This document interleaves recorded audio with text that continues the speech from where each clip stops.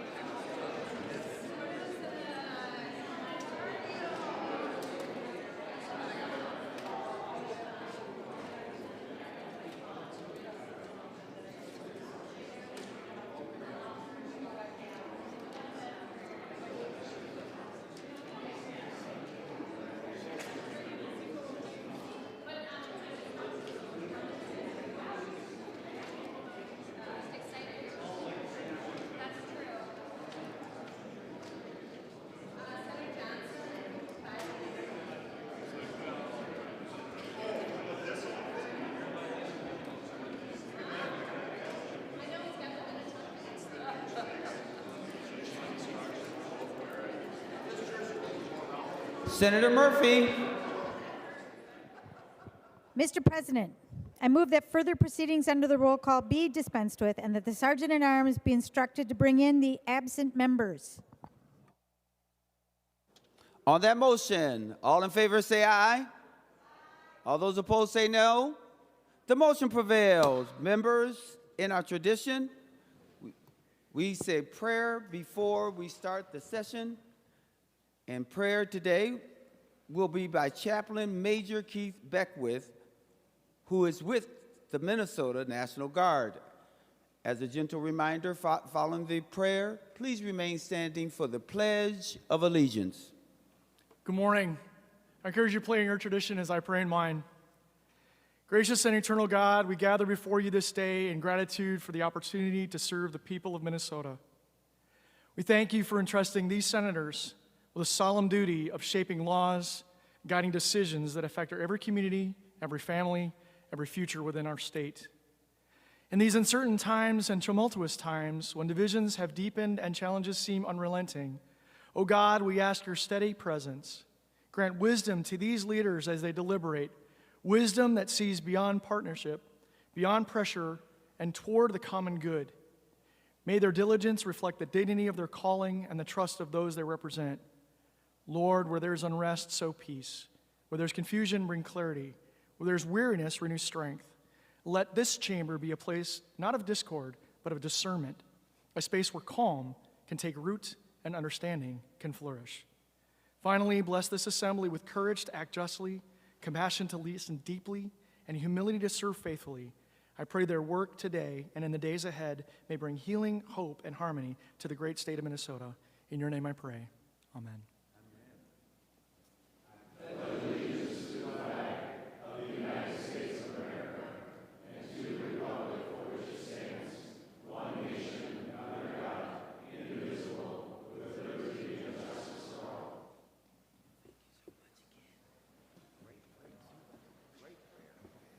Thank you so much. The Secretary will take the roll. Abler, Barr, Bolden, Carlson, Champion, Clark, Coleman, Swadzinski, Dames, Dibble, Dornick, Draheim, Drazkowski, Duckworth, Farnsworth, Fateh, Frentz, Green, Grunhagen, Gustafson, Hochschild, Herr, Heinzmann, Hemmingson Jaeger, Hoffman, Holmstrom, Housley, Howe, Jasinski, Johnson, Johnson Stewart, Klein, Karan, Kroon, Kunish, Kupek, Lang, Latz, Liskey, Limmer, Lucero, Mann, Marty, Matthews, May Quaid, McEwen, Miller, Mohammed, Murphy, Nelson, Umu Verbaten, Pappas, Pa, Port, Pratt, Putnam, Rarick, Rasmussen, Rest, Seeberger, Utke, Weber, Wiesenberg, Westland, Westrom, Wickland, Zhang.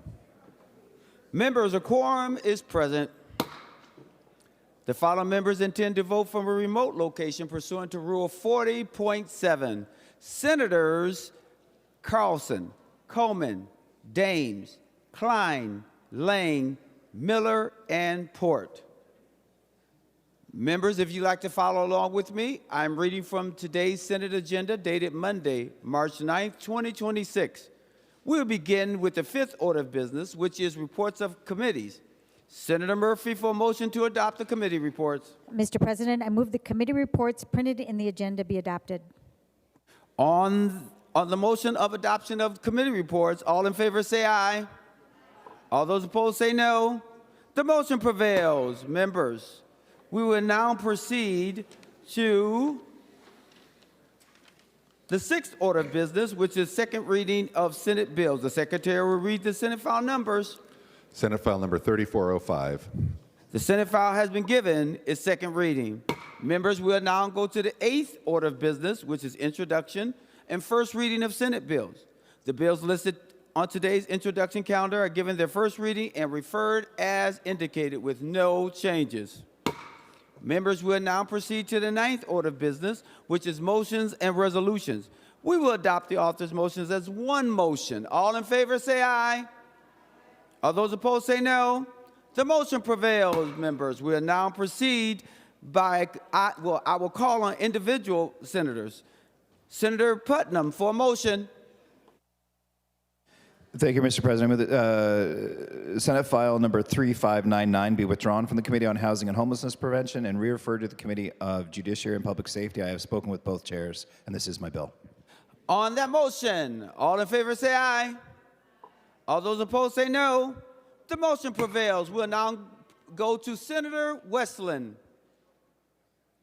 Thank you, Mr. Chair. I move that Senate File 3996 be withdrawn from the Committee on Education Policy and re-referred to the Committee on Education Finance. It is my bill, and I have spoken with both chairs. Thank you. On that motion, all in favor say aye. All those opposed say no. The motion prevails. I'll now go to Senator Fateh.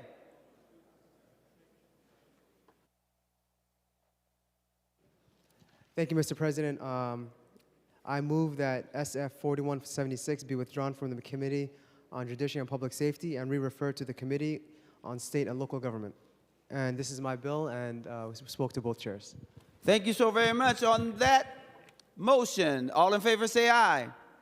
All those opposed say no. The motion prevails. Members, Senate Resolution Number 67 will be referred to the Committee on Rules and Administration. There's no action that is needed from the body. Remaining under motions and resolutions, I call on Senator Murphy to designate special orders. Senator Murphy. Mr. President, pursuant to Rule 26, I designate the following bills be made special orders for immediate consideration. Members, the information is on your desk. Members, that's correct. The special orders list is on your desk. We will begin with Senate File Number 3623 that is authored by Ann Johnson Stewart. Senator Stewart.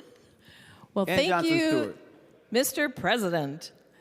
Mr. President and members, I bring to you a bill today that is so important to all of us. Child safety, and specifically the rules around school bus stop arms. As many of you may know, there was a court ruling last year that said for traffic to stop for children at a school bus, the stop arm must be fully extended and red lights need to be flashing. In that court case, the vehicle driver's front of their car was fully aligned with the school bus by the time the stop arm was fully extended, approximately 2 seconds after the stop arm began extending. And because of that, the appeals court overturned the driver's jury conviction. Because of Minnesota winters and periodic mechanical issues or timing, stop arms may not extend fully, which would allow Minnesota drivers to speed past children and school buses and could result in severe injury and threaten the lives of our children. Because of Minnesota winters, periodic mechanical issues, and even just the mechanism of a stop arm, the time to reach full extension is the issue here. So after the court ruling, the obligation to stop for a school bus begins only when the stop arm reaches full extension, again, which is around 2 seconds after the red lights begin to flash. This gives Minnesota drivers the opportunity to speed past our children, which could, again, result in severe injury.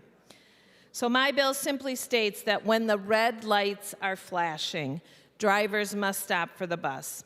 All school buses will still have stop arms extended. However, working with the State Patrol and the Minnesota School Bus Operators Association, we have developed a solution to maintain the safety of our children as they get on and off the bus. Thanks to grants provided by previous legislatures, most recently in 2023, a large number of our school buses now have cameras and have captured very disturbing footage of vehicles speeding past children. I appreciate the bipartisan approach to this bill. I appreciate my co-authors, Senator Jasinski, Senator Putnam, Senator Nelson, and Senator Coleman.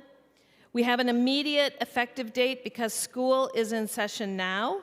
We are hearing reports from across the state that drivers know they can be let off from citations if they speed past the school buses with stop arms only partially extended. We will be working with our partners in public safety, with our schools and bus operators to spread the word that when red lights flash, you must stop. This bill passed the transportation committees of both bodies unanimously and with no known opposition from any interest group. This is a very important bill. I thank you for your support, and I ask for a green vote. Thank you, Mr. President. Senator Jasinski. Thank you, Mr. President. I stand in support of Senate File Number 3623. This is pretty simple, members. This is about keeping our kids and grandkids safe when they're loading and unloading on a school bus. So thanks again for a highly efficient transportation committee where we have many, many bipartisan bills. So this is a great bill. Vote green. Senator Lucero. Thank you, Mr. President. Just wondering if the chief author would yield for a question. Senator Ann Johnson Stewart, will you yield? She will. Senator Lucero. Thank you, Mr. President, and thank you. So I'm looking at the bill lines 1.13 through 1.16, and it's speaking about the school bus that is displaying pre-warning flashing amber lights is thereby warned that continued movement, or the vehicle approaching would be warned of continued movement and is being terminated, and that the red flashing lights are about to be exhibited. So the question that I have is, I know that school buses, when coming to a railroad crossing or there might be some other circumstances, they need to stop on the road, and that if it's a two-lane road, for example, the cars can still pass by. But my question, Mr. President, is in such a circumstance when the school bus is being stopped and it's not for children, but stopping for a railroad track, are they displaying, I know lights are being displayed, but are they going to be the very amber lights that you're discussing on these lines? And if so, are vehicles on a highway then supposed to stop in such a circumstance? Senator Johnson Stewart. Thank you, Mr. President. Thank you, Senator Lucero. This new legislation removes the criteria for stopping from the stop arm and places it on the red lights. So this, I think, will improve safety in many cases, and now the law is when the red lights begin to flash, approaching vehicles in both directions must stop. Senator Lucero. Oh. Thank you, Mr. President. If she would yield for another question. Yes, of course. Senator Johnson Stewart, will you yield? She will yield. Senator Lucero. Thank you, Mr. President, and I appreciate that. I'm not, and this is not a gotcha, this is, as a former school bus driver, I'm trying to go in my mind and think back now 30 years when I was coming to those railroad crossings, did I have to activate the amber lights? Yeah. Because when I did so, vehicles are still permitted to pass because the red lights are not coming on. The stop arm is never going to come out. It's simply stopping as a safety mechanism for me or the driver to look both directions on the railroad before proceeding. But in those circumstances, vehicles are still allowed to pass by, whether it's oncoming traffic or in a multi-lane situation next to me. I want clarification, Mr. President, on the new verbiage that's on line 1.13 through 1.16. Are we saying then that amber lights that are activated in that circumstance are cars expected to stop? Senator Johnson Stewart, to the question. Thank you, Mr. Chair and Senator Lucero. This is about the safety of children, and the short answer is when the red lights flash, approaching vehicles in both directions must stop, regardless of the reason that the school bus is stopping. My understanding is that other buses do not have to stop at railroad crossings. School buses do. We learned this week that even in training, school buses have to stop at all railroad crossings. So the new rules are that when the red lights start flashing, regardless of the reason, vehicles approaching from both directions must stop. And I believe that's an important thing, regardless of the criteria. Senator Lucero. Thank you, Mr. President. Okay, this is not a gotcha question. It's simply a question of clarification.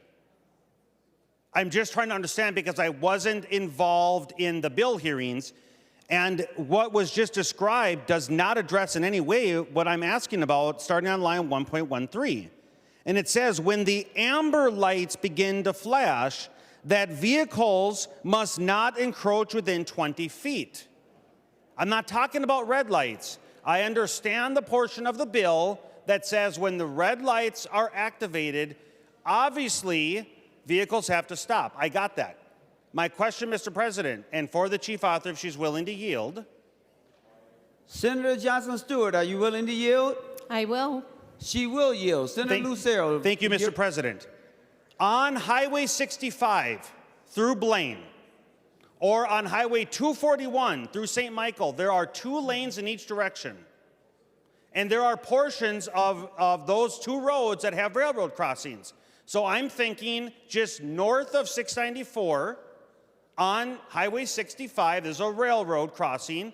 And that very railroad crossing I had to cross as a school bus driver. When approaching it, I have to activate lights. I don't remember which. If they are amber lights, I am going to be stopped in the right-hand lane. The left-hand lane of that same highway, moving in the same direction, cars are presently allowed to continue to pass because the red lights are not activated. According to the language on the bill in which I'm seeking clarification, in that scenario, are amber lights activated? And because you have a prohibition of vehicles approaching within 20 feet, is it your expectation, if this becomes law, that vehicles now need to come to a screeching halt because the school bus has activated its amber lights at a railroad crossing? Senator Johnson Stewart, to the question. Thank you, Mr. President and Senator Lucero. I'm going to answer the question that what we are really focused on here is when the red lights begin to flash. I hear his question. I understand. I believe the enforcement will occur. We worked with the State Patrol on this. When the red lights begin to flash. And if, Mr. President, if I could have one more 30 seconds, as somebody who's very familiar with railroad crossings and lane configurations, and as somebody who's taught highway design and vehicle or driver expectations for 40 years, I think it's important that we set the expectation that when a red light is flashing at a school bus, we stop. We don't leave it to the driver to figure out a cluttered environment, which is a railroad crossing. We have other things that we need to worry about. A driver needs to know if a red light is flashing, you don't have to figure out what the driver's doing. You must stop. And that is the intent. Senator Lucero. Thank you, Mr. President. Well, clearly I'm not going to get an answer, and this was not it's not a gotcha question. It's not supposed to be a controversial question. It's simply to be a question of clarification. The answer from the chief author keeps jumping back to red lights. I'm not talking about flashing red lights. Mr. President, I'm talking about the chief author's provision on line 1.13 regarding amber lights. Why does the chief author keep going back to red lights? I just want clarification to understand the change that's happening here. I agree and fully support red lights flashing. Protecting our children is a top priority, but that's not the scenario that I'm seeking clarity on. It's when children are not being picked up or dropped off. It's when the school bus is stopping for another reason. And as the chief author just said, 40 years, highways, she's an engineer, she understands traffic patterns, then please answer the question. I'm not going to ask her to yield because I've given her 3 attempts and she's not answering for some reason. So I just want to know, if anybody in the chamber can answer the question who might know, when a school bus is now coming to a stop on a 4-lane road, whereas vehicles are presently able to still pass, are all drivers now supposed to stop within 20 feet of simply the amber lights flashing? That's the question, Mr. President. Thank you. I think we have someone who's going to attempt to answer this question again to your liking. Senator Dibble. Thank you, Mr. President. I'll take a stab at it. I think the question is, bus stop is stopped at railroad crossing. The amber lights are flashing. Does the car traveling in the opposite direction need to stop? No, that car does not need to stop. The language in the bill that speaks to amber lights is speaking about the circumstance when a bus is getting ready to stop on the side of the road to pick up children. The amber lights are going on, they're slowing down. The red lights go on, they're either stopped or about to stop, and the stop arm is starting to come forward. A driver should be paying attention to those amber lights in that circumstance because that's a indication, a communication to all of the drivers in the area that bus is about to pull over and about to pick up some kids. They should be getting ready to stop because those red lights are about to go on. The second those red lights go on, all cars, all movement stops, whether that's oncoming or from behind the bus. And that's the only circumstance in which another driver is required to stop. Thank you, Mr. President. Senator Nelson. Thank you, Mr. President and members. I rise in support of the bill. I'm glad to be a co-sponsor on this bill, and I thank Senator Johnson Stewart for bringing it. There's nothing really more important than safety on our roads, particularly when it comes to our children. And parents are entrusting their children to a bus before they even get to school and to a bus driver.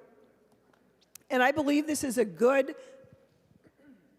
I believe this is a good cleanup of our language. As we saw, the appellate court ruled that a driver did not have to stop, even though he was within 20 feet of the school bus, as kids were getting ready to embark because the stop arm was only halfway out. I don't know if it needed to be oiled. I don't know why it wasn't all the way out. But what I do know is because of our current law, this offender was not charged appropriately for not stopping at the school bus when the lights were flashing, but the arm was only halfway out. Senator Johnson Stewart, this is a good piece of legislation. It is going to help kids keep kids safe. And if people violate the 20 feet of us being in front of or behind a stopped school bus, they will be charged appropriately and not released from an appellate court. So I think this is a good piece of legislation. It is supported by the school bus operators and the state patrol. So members, I would encourage a green vote. Thank you. Senator Limmer.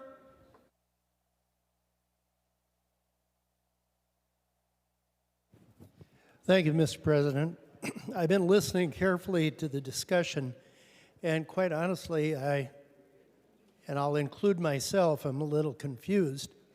And I can only imagine all of the other drivers in the state of Minnesota, as this changes, they may be confused as well. I would hope that there might be a small appropriation somewhere before we leave the session this year, that there might be enough for a public service announcement coming from MnDOT or Public Safety, where a very simple message might be encouraged so that people that are drivers in the state of Minnesota would understand the new change. I don't know if there's been any discussion about that, but I certainly would encourage that message to go out to the public, certainly by start of next school year. Thank you, Mr. President. Any further discussion on 3623 before we give the bill its third reading? Seeing none, third reading. Senate File Number 3623, a bill for an act relating to transportation, requiring vehicles approaching school buses to stop for flashing red lights. Third reading. Any additional discussion before we go to voting? Seeing none, the Secretary will take the roll on passage of 3623.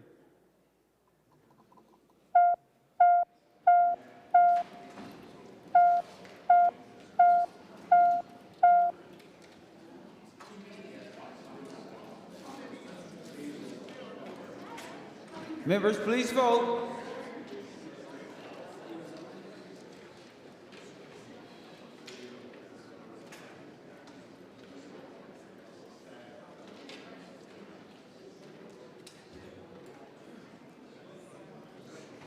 Senator Hurd, for those voting pursuant to Rule 40.7.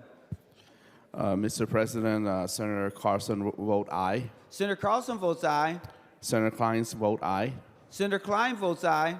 Senator Port votes aye. Senator Port votes aye. And Senator McCune votes aye. And Senator McEwen votes aye. Senator Jasinski. Thank you, Mr. President. Senator Coleman votes aye. Senator Coleman votes aye. Senator Dames votes aye. Senator Dames votes aye. Senator Lang votes aye. Senator Lang votes aye. And thank you, Mr. President. Senator Miller votes aye. And Senator Miller votes aye. All members having voted who desires to vote, the Secretary will close the roll. There being 67 ayes and 0 nays, Senate File Number 3623 is passed.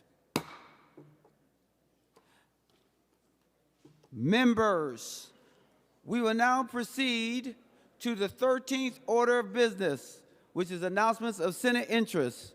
I'll begin with Senator Gustafson.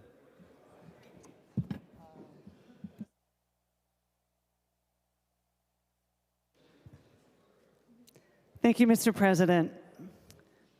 Mr. President and members, today we honor Sergeant Nicole Amore. She was a wife, a mother of 2, and a Sergeant First Class of the United States Army Reserve who lived in White Bear Lake. In a town like White Bear Lake, news like this travels pretty fast. In the early moments of receiving the news of her death, many people reached out to me to say, I went to school with her. I know her kids. I graduated with her. She was my neighbor.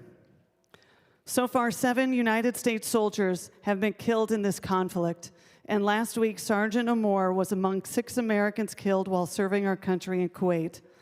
When a drone strike struck the command center where Army Reserve soldiers were supporting operations and helping supply troops with the food, fuel, and equipment that sustain our forces overseas.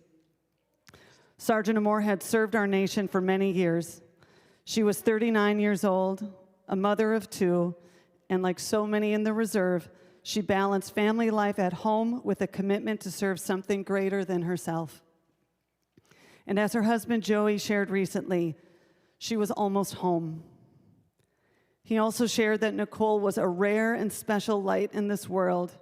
She had a way of being everyone's mother and best friend at the same time. She loved gardening. In the quiet moments of life, that was a place where she found peace and joy. And as spring approaches, I think that's something many of us can relate to.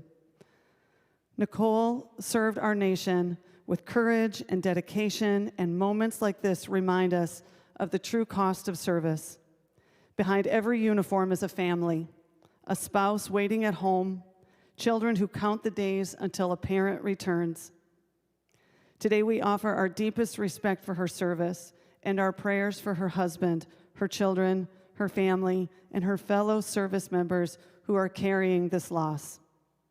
May God bring comfort to those who loved her, and may Sergeant Nicole Lamore rest in peace. Godspeed. Thank you for your service and your sacrifice. Members, would you be so kind as to stand?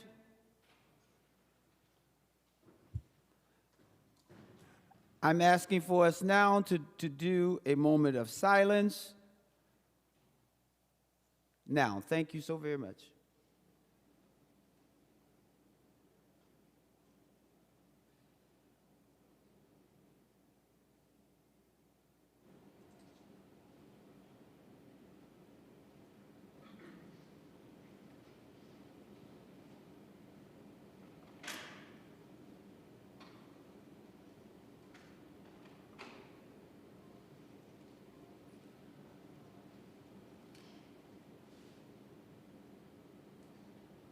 Thank you, members. Members, as a reminder, we're on the 13th order of business, which is announcements of Senate's interest. Thank you, Senator Gustafson, for that reflection. I'll now go to Senator Kupek. Thank you, Mr. President. Members, if you were to go online today and Google greatest comebacks in Minnesota hockey history, you would see three things on there. The 2010 Wild comeback, the 2003 Wild playoff comeback, and you know those people get on the internet awfully fast and update that information, and you would see the 2026 Moorhead Spuds state championship comeback over Minnetonka, which happened on Saturday night here in St. Paul, down 3-0 in the first period, and then after the end of the second period, down 4-1. An amazing comeback within the third period. Zach Zimmerman, 2 goals, one of which came with 36 seconds left on the clock to tie it. And in great fashion, we went to overtime, went through the first overtime of 8 minutes, and then about halfway through the second overtime, sudden death overtime of 17 minutes, Evan Warner found the net and put the Spuds to their second consecutive state title. After many, many years of coming very close, we are now seem to be the complete dominant powerhouse. Also, should mention that on the team, Tyden Bergeson was named Mr. Hockey of Minnesota for the year. He has 52 assists, 29 goals, 81 points, leads all Class AA players. So I would like to also thank my colleague, Senator Duckworth, who will have to also be posing with this jersey. Senator Mann of Edina, who we also took out, will also have to pose this jersey. And because we are very generous in Moorhead, we would like to share the spoils of our victory with all of you. So thanks to Senator Ann Johnson Stewart of Minnetonka, who was defeated Saturday night, and Senator Swazinski. There are cupcakes in the retiring room, some of which they even got to get with the black and orange sprinkles on the top. So I implore you all to taste the sweetness of the victory in the back room.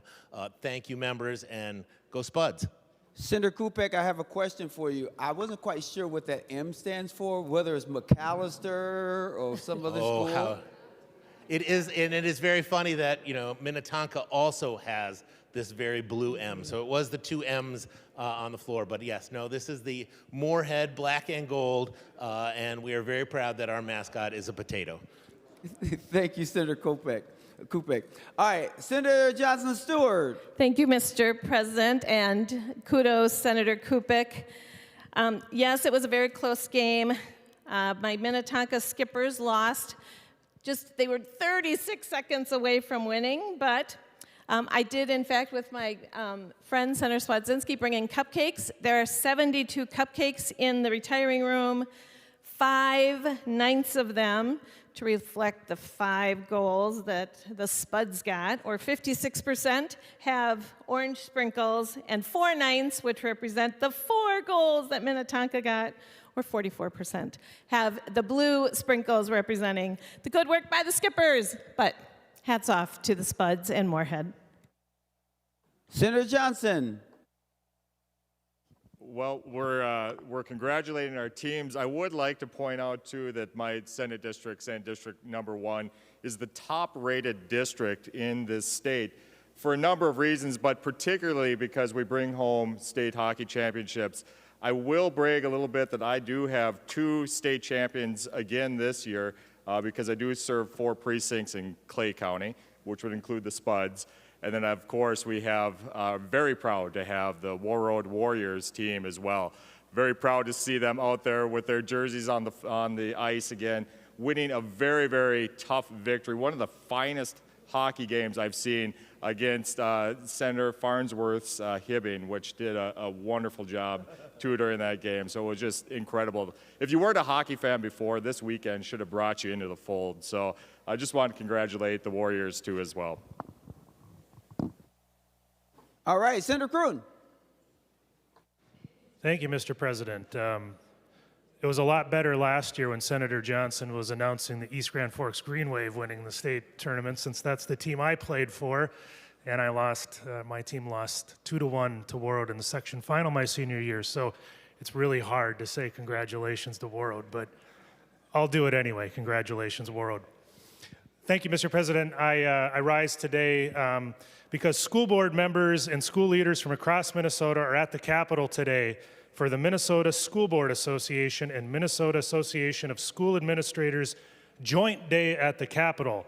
As a former school board member myself, I know the importance of having committed and engaged school board members and professional and competent administrators. Mr. President, these locally elected officials and district leaders represent communities from every region of the state and are meeting with legislators today to share perspectives on the needs of Minnesota's public schools and students, and I would encourage you all to meet with them if your schedule allows. Thank you. Any other announcements of Senate interests?